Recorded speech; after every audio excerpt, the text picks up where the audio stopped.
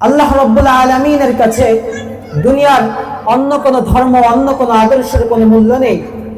একমাত্র ইসলামই রব্বুল আলামিনের কাছে গ্রহণীয় ধর্ম। রব্বুল আলামিন বলেন, ইন্নাদ দীনা ইনদাল্লাহিল ইসলাম, নিশ্চয় আল্লাহ রাব্বুল আলামিনের কাছে একমাত্র মনোনীত নির্বাচিত ধর্ম হলো ইসলাম। কেউ যদি ইসলাম ধর্ম ব্যতীত অন্য কোন ধর্মকে, অন্য কোন মতাদর্শকে নিজের আদর্শ রূপে, নিজের ধর্ম রূপে গ্রহণ করে নাই, তাহলে রব্বুল আলামিনের কাছে সেটা কিছুতেই গ্রহণীয় নয়। আল্লাহ রাব্বুল আলামিন বলেন, ومن يبتغي غير الإسلام دينا فلن يقبل منه وهو في الآخرة من الخاسرين। মুহতারাম হাজরিন, আল্লাহ রাব্বুল আলামিন ইসলাম ধর্মকে মানব জাতির জন্য একমাত্র জীবন আদর্শ রূপে নির্বাচিত করেছেন।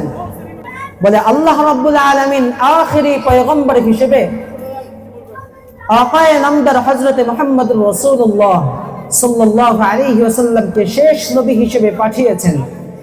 তিনি আসার পর অন্য কোন উম্মত তো দূরের কথা, আগের যুগের নবীদেরকেও নবী মুহাম্মদুর রাসূলুল্লাহ সাল্লাল্লাহু আলাইহি ওয়াসাল্লামের ইত্তিবা অনুসরণ করা ওয়াজিব।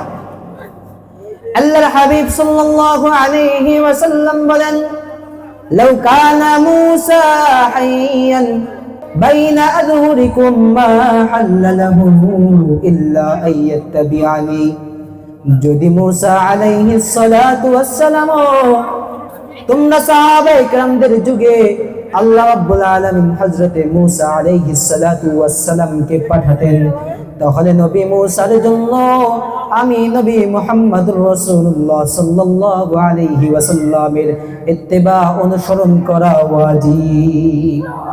মুহতারাম হাজরিন, আল্লাহ রাব্বুল আলামিন আমাদেরকে এমন একজন পয়গম্বর পাঠালেন, আমাদের হেদায়েতের জন্য এমন একজন দরদী রাসূল পাঠাইলেন, যে রাসূল দুনিয়ায় আগমনের সাথে সাথে পুরো বিশ্ব আলোকিত হইয়া গেল।